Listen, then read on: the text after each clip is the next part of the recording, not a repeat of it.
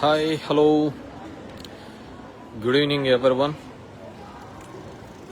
Uh, First, I would like to congratulate Election Commission Gyanesh Kumar. దేశంలో ఎప్పుడు ఎలక్షన్ల మీద ఇంతగా గౌరవం పెంచే విధంగా ఇప్పుడు నాకు తెలిసి 70 సంవత్సరాల స్వతంత్ర భారతంలో ఎలక్షన్ కమిషన్ మీద గౌరవం పెంచుతూ ఇంతగా జరిగినట్టు ఎక్కడ దాఖలా లేవు. First of its kind. దానికి we need to congratulate Gyanesh Kumar one. And different స్టేట్స్లో జరుగుతున్న ఎలక్షన్స్ మీద మనము చూసుకుంటే it's my opinion personal. First thing చూస్తే మన Tamil Nadu, heartful congratulations to the విజయ్ని అప్రిషియేట్ చేయాల్సిన విషయం ఏంటంటే, అందరూ పాపం సింగిల్గా పోటీ చేసినాడు అని చెప్పేసి ఇక్కడ పవన్ కళ్యాణ్తో కంపారిజన్ చేస్తున్నారు. కానీ బేసిక్గా విజయ్కి సీఎం కావాలనే ఒక ఆలోచన ఉంది కాబట్టి ఆయన సింగిల్గా పోటీ చేయడం జరిగింది. వెరాజ్ పవన్ కళ్యాణ్కి అటువంటి ఆలోచనే లేదు కాబట్టి we can't expect him CM కావాలనే ఆలోచన ఉన్నట్టు కానీ ఎక్స్పెక్ట్ చేయలేము అతన్ని ఈ విధంగా ఇండిపెండెంట్గా ఒంటరిగా పోటీ చేయాలని అని చెప్పి. సో ఆ కంపారిజనే తప్పు. అది ఆ కంపారిజన్ అనేది తప్పు అనమాట. ఆయన సింగిల్గా పోటీ చేసి సీఎం కావాలనుకున్నాడు, ఇతను వేరే వాళ్ళకు మద్దతు తెలుపుదామని అనుకున్నాడు. ఇప్పుడు సీఎం కావాలనే ఆలోచన లేదు.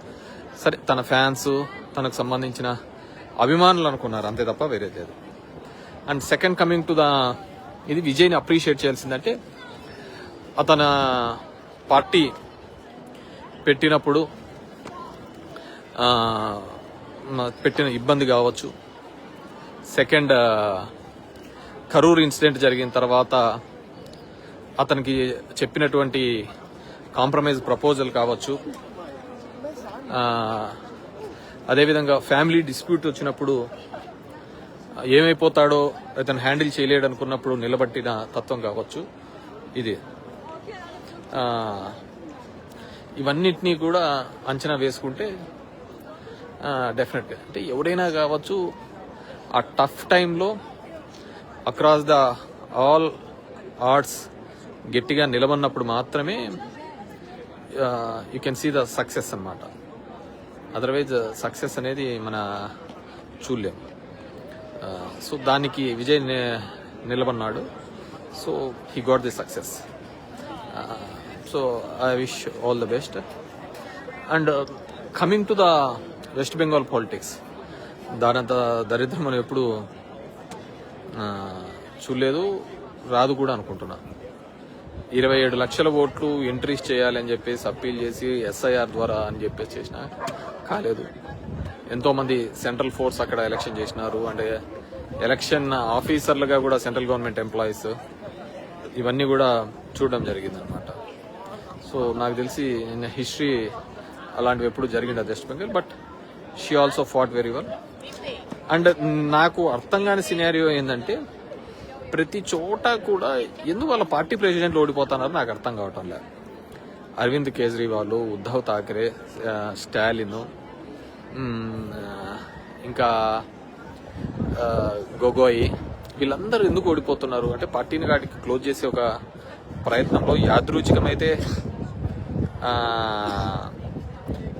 అవసరము, యాదృచ్ఛికమైతే పర్వాలే కానీ ఇది ఇంటెన్షనల్ గా జరుగుతున్నట్టు ఎక్కడో కనపడుతుంది అనమాట. Only party presidents.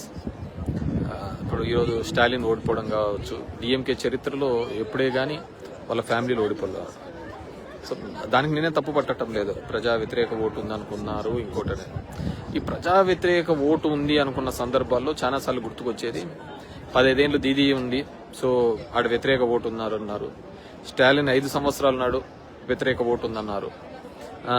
లేకుంటే ఇంకొక పార్టీ వ్యతిరేకం. కానీ బీహార్లో 20 ఏళ్లుగా నితీష్ కుమార్ ఉన్నాడు, అక్కడ జరగని అరాచకం లేదు. మరి బీజేపీ ఎలా ఫామ్ అయిందో అర్థం కావటం లేదు. అస్సాంలో 2వ సార్లు ఎలా ఫామ్ అయిందో అర్థం కావటం లేదు, 3rd టైం అనుకుంటున్నా, కావటం లేదు. మహారాష్ట్రలో శివసేన ఒక పార్టీ నుంచి పీకేసి అక్కడ షిండే లాంటి వాళ్ళు వచ్చి మళ్ళీ అతని నేతృత్వంలోనూ ఫడ్నవీస్ వచ్చి మళ్ళీ అక్కడ ఎలా రీగైన్ అయినారో అర్థం కావటం లేదు. కానీ 5 ఏళ్లలోనే వ్యతిరేకత వచ్చిందంటారు, అరాచకం జరిగిందంటారు, ఇవన్నీ జరుగుతాయి. So these are all big question marks on Indian election system మీద. Hope we have to see అన్నమాట. కానీ జరుగుతున్న పరిస్థితి అయితే ఎన్నో అనుమానాలు ఉన్నాయి. మొదటి నుంచి చెప్తున్నాను కదా, ఫస్ట్లో నేను చెప్పినట్టు కంగ్రాచులేషన్స్ టు జ్ఞానేష్ కుమార్. ఎప్పుడూ లేని విధంగా ఎలక్షన్ జరిగినాడు. కేరళ అంటావా, that's everyone knows that UDF is going to come. 10 సంవత్సరాలు వ్యతిరేకత అన్నారు, అక్కడ కూడా పోవడం జరిగింది. కానీ బీజేపీ మాత్రమే రీగైన్ అవుతుంది ఎందుకో గవర్నమెంట్స్, నాకు అర్థం కావటంలే. ఇది 2024 నుంచి జరుగుతున్న క్రమం చూస్తే బీజేపీ మాత్రమే పవర్ రీగైన్ అవుతుంది, మిగతా ఏ పార్టీలు కూడా రీగైన్ కాలేకపోతున్నాయి. పోనీ మన దేశంలో జరిగిన అన్ని అద్భుతాలు ఏమైనా జరిగాయా అంటే అది కూడా కనపడటం లేదు. తలసరి ఆదాయం తగ్గిపోయింది. సో చాలా పరిస్థితులు తగ్గిపోయినాయి. ఇప్పుడు పొలిటికల్ సిస్టంలో చూస్తే 2014 సమయంలో చూస్తే అన్నా హజారే ఉద్యమం కావచ్చు, కేజ్రీవాల్ ఉద్యమం కావచ్చు, అప్పుడు జరిగినప్పుడు అంతా కూడా 2G స్కామ్ అనే ఒక స్కామ్ చుట్టూ జరిగి దేశంలో 2 లక్షల కోట్లు ఆ రోజుల్లో పెద్ద అవినీతిగా అని చెప్పేసి దాన్ని పెద్దగా ఎస్టాబ్లిష్ చేయడం జరిగింది. దాని ప్రకారము 2014లో బీజేపీ గవర్నమెంట్ చాలా సునాయాసంగా గుడ్ నెంబర్తో వచ్చింది. ఇందిరాగాంధీ తర్వాత అంత మెజార్టీ ఎప్పుడూ రాలేదు. సో అది వాటి వరకు బాగుంది, సరే వ్యతిరేకపోతుందని. సబ్సిక్వెంట్ గా రాబోయే కాలంలో మళ్ళీ ఇమ్మీడియట్ గా దానికి సంబంధించిన టి రాజా అనే అతను దాంట్లో నిర్దోషిగా కూడా బయటకు వచ్చింది 2G స్కామ్ లో. సో ఆ రోజు జరిగినది దేశమంతా బాగుపడాలని చెప్పేసి 2 లక్షల కోట్ల రూపాయల అవినీతి జరిగిందని, స్విస్ బ్యాంకుల నుంచి డబ్బులు తీసుకొని వస్తామని చెప్పేసి అవన్నీ జరిగిన ఒక నెరేటివ్ తో బిల్డప్ అయినటువంటి బీజేపీ పార్టీ. కానీ రాను రాను మన చడ్డా కావచ్చు, మిట్టల్ కావచ్చు, వీళ్ళు జాయిన్ అయినది ఎవరైతే ఈడీ కేసులు, ఎవరైతే సిబిఐ కేసులు ఎవరైతే ఉన్నాయో వాళ్ళు దాంట్లో జరిగిపోతుంటే క్లీన్ చిట్ అయిపోతున్న సందర్భం చూస్తున్నాం. సో ఇది కూడా అంతు చెక్కటంలే. అంటే స్విస్ బ్యాంకు నుంచి డబ్బులు రాలేదు అప్పుడు చెప్పిన విధంగా. అదేవిధంగా ఈ కరప్షన్ జరుగుతోందా, జరగటం లేదా అంటే కరప్షన్ జరగకోకుండా ఎక్కడా లేదు, జరుగుతూనే ఉంది. సో ఇవన్నీ కూడా ఉన్న సందర్భం. సో ఎక్కడో ఒక ట్రిక్కీ ఒక క్వశ్చన్ మార్క్ అయితే ఉంది. సో ఆ రోజు జరిగిన ఉద్యమం 2014 తర్వాత బీజేపీ ఏర్పడిన సందర్భం వేరు. సరే, ఆంధ్రప్రదేశ్ లాంటి రాష్ట్రంలో కాంగ్రెస్ కంచుకోటలా ఉండే రాష్ట్రంలో కాంగ్రెస్ కి 10 సంవత్సరాలు అధికారం లేకుండా పోయింది. ఆంధ్రప్రదేశ్లో అసలు అడ్రస్సే లేకుండా పోయిందనుకోండి. సో కొన్ని చేంజెస్ కావాలి. కానీ అందరికీ ఒక ప్రశ్నలుగా మిగిలిపోతున్నది ఈవీఎంల మీద. నేను మొదటి నుంచి దాని మీద ఒక ఇది ఉంది. డెఫినెట్ గా భవిష్యత్తులో కూడా దీని మీద బయటపడుతుంది ఎక్కడో చోట అనుకుంటాను. కానీ పార్టీ అధ్యక్షులు ఓడిపోవడం అనేది కొద్దిగా ఇది కల్పిస్తున్న విషయం. విజయ్కి చాలా టఫ్ టాస్క్. ఎందుకంటే ఫస్ట్ టైం గెలిచినాడు, చాలా ప్రామిసెస్ ఉన్నాయి. ఫస్ట్ టైం ఉన్నప్పుడు చాలా విజయ్ నిలబెట్టుకుంటాడని నేను అనుకుంటున్నాను. ఎందుకంటే మొట్టమొదటిసారిగా 1960 నుంచి 70 మధ్య కాలం నుంచి అన్నా డిఎంకే అంటే కరుణానిధి, జయలలిత ఇద్దరు వెళ్ళిన తర్వాత మధ్యలో ఎంజీఆర్, వీళ్ళందరూ దాని నుంచి ఒక కొత్త పార్టీ, ఒక కొత్త ప్రాంతీయ పార్టీ పుట్టుకొని వచ్చింది. So we have to check అది ఏ విధంగా ప్రజల ఆకాంక్షలకు తగ్గట్టుగా పనిచేస్తుందనేది చూడాలా. అండ్ ఇంతకుముందు చెప్పిన విధంగా పవన్ కళ్యాణ్తో దయచేసి కంపారిజన్ చేయద్దండి. అతను ముఖ్యమంత్రి కావాలని లేడు. ముఖ్యమంత్రి కావాలి అనుకున్నప్పుడు మాత్రమే అతను సింగిల్ గా పోటీ చేస్తాడా, 10 మందితో పోటీ చేసినా ముఖ్యమంత్రిగా కావాలనుకుంటే ఓకే. సో ఆయన ముఖ్యమంత్రిగా కావాలనే లేదనుకున్నప్పుడు అతను రేస్లోనే లేదు. అతను ఎంతున్నా 15 ఏళ్ళు వాళ్ళు ఉండాలా, 10 ఏళ్ళు వీళ్ళు ఉండాలా అనే దాని మీదనే ఉన్నాడు. So we are not suppose to compare him. ఖచ్చితంగా ఆ వ్యాక్యూమ్లో ఉండింటే గన ఆ రోజు చిరంజీవి గారు వ్యాక్యూమ్ లేకున్నా కానీ 18% ఓట్ షేర్ తీసుకొని రావడం జరిగింది. అండ్ దీంట్లో అందరికీ మనమందరం ఒక భ్రమలో ఉంటుంది, డిఎంకే యొక్క వ్యతిరేక ఓటు చీలుతుంది, దానివల్ల డిఎంకేకి ఉపయోగమని. సో ఇక్కడ ఆ సినారియో కూడా బద్దలు కొట్టినట్టే. సో ఆ విధంగా చూస్తే 2009లో రాజశేఖర రెడ్డి గారు వచ్చినప్పుడు ఆ వ్యతిరేక ఓటు కాదు, కాంగ్రెస్ ఓటే చీలింది అని అనుకోవచ్చు. ఎందుకంటే రాజశేఖర రెడ్డి గారు అప్పుడు అన్న సందర్భంలో కూడా మేము జస్ట్ పాస్ మార్కులతోనే పాస్ అయినాం తప్ప మేము చేసిన దానిలో అంత కాలేదు అని చెప్పేసి ఆయన కూడా చెప్పడం జరిగింది.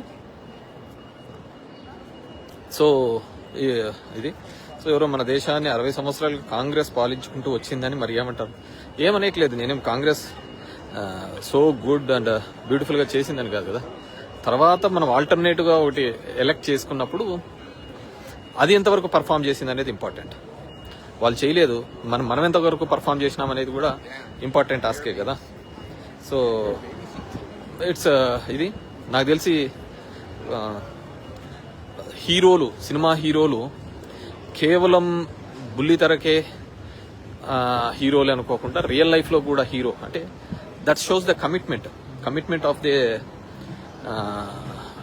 లీడర్షిప్. ఇక్కడ హీరోయిజం కాకుంటే లీడర్షిప్, ఏ దానికి బెండు కాకుండా, తన ఫ్యామిలీ ఇష్యూ వచ్చినా కూడా బెండు కాకుండా ముందుకు వచ్చినప్పుడు క్రౌడ్ అందరికీ వస్తాడు. ఇప్పుడు సినిమాలలో పవన్ కళ్యాణ్ కూడా మంచి క్రౌడ్ పుల్లరే, కానీ ఆ క్రౌడ్ ను ఓటుగా మలుచుకోవాలి అంటే ఖచ్చితంగా ఒక కాన్ఫిడెన్స్ క్రియేట్ చేయాలి.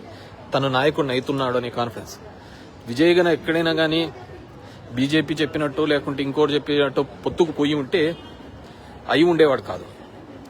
నేనేమనుకున్నానంటే ఈసారి కాకపోయినా నెక్స్ట్ టైం ఖచ్చితంగా అవుతాడు, ఆ ఫ్యాన్ బేస్ ని క్యాడర్ బేస్ గా మలుచుకుంటాడు అని చెప్పేసి. కానీ ఫస్ట్ టైంకే అయినాడు, గుడ్. మరి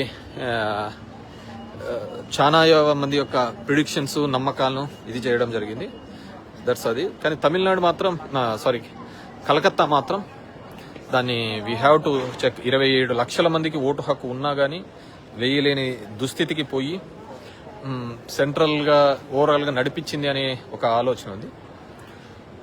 సో రాబోయే కాలంలో ఖచ్చితంగా ఈ దేశానికి ఉపయోగపడే విధంగానే రాజకీయాలు ఉంటాయనుకుంటున్నాను. నాకు తెలిసి అయితే ఇప్పుడు జరుగుతున్న ఎలక్షన్ ప్రక్రియ అంతా కూడా ఒక బోగస్ ప్రక్రియగానే నేను అనుకుంటాను. That's my personal opinion. జరుగుతున్న ప్రక్రియ సర్ వెస్ట్ బెంగాల్లో ద వే దే ట్రీటెడ్ అదన్నీ కూడా తప్పుగానే అనుకుంటున్నాను. ఇది ఎప్పుడు జరగలే దేశంలో ఇలాంటివి. సో అందుకే ఎప్పుడు ఎలక్షన్ కమిషన్ ని టార్గెట్ చేస్తూ ఎలక్షన్ కమిషనే ప్రత్యర్థిగా ఎలక్షన్ చేయడం నాకు తెలిసి first of it's. So Andhra Pradesh లో కూడా అదే జరిగింది. ఇప్పుడు చాలా మంది విశ్లేషకులు కూడా చెప్తున్నారు రాత్రి 12 నుంచి 2 గంటలకు ఓట్లు వేసినది ఎవరని, 3500 ఈవీఎంలు పక్కకి ఎలా పోయినాయి అని చెప్పేసి. ఇవన్నీ కూడా big question mark to everyone. So I wish Vijay and subsequent గా ఫామ్ చేసిన గవర్నమెంట్స్ పీపుల్ ఎక్స్పెక్టేషన్స్ కు తగ్గట్టుగా ఉండడానికి ప్రయత్నం చేయండి. చెప్పిన హామీలు ఇవన్నీ మత విద్వేషాలు, కులాల మధ్య చిచ్చులు కాకుండా దేశానికి ఎప్పుడూ పాకిస్తాన్ని బేస్ చేసుకునే రాజకీయాలు వద్దు. పాకిస్తాన్ అనేది ఎత్తిపోయిన దేశం, దాంతో మనకు పోటీ అయింది. పక్కనున్న అమెరికానో, యూరోపియన్ కంట్రీసో లేకుంటే ఇంకా చాలా మంచి మంచి దేశాలు ఉన్నాయి కదా, వాటితో పోటీ పడండి. ఇంకా ఎత్తిపోయిన పాకిస్తాన్తో, ఏదానికి పనికిరాని పాకిస్తాన్తో మనకు పోటీ అయింది.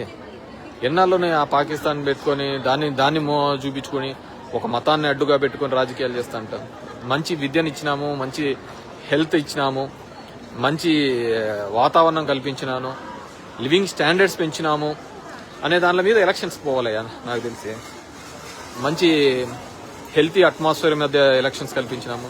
ఇవి కాలాలు పోతున్నాయి. ఇప్పుడు పక్కనున్న నేపాల్లో ఉన్నారు, జెన్జీ అతను వచ్చాడు, ఈస్ గివింగ్ ఒక ట్రై చేస్తున్నాడు. ప్రపంచంలో మన చుట్టూ ఉన్న దేశాలన్నింటిలోనూ కూడా మార్పు వస్తుంది.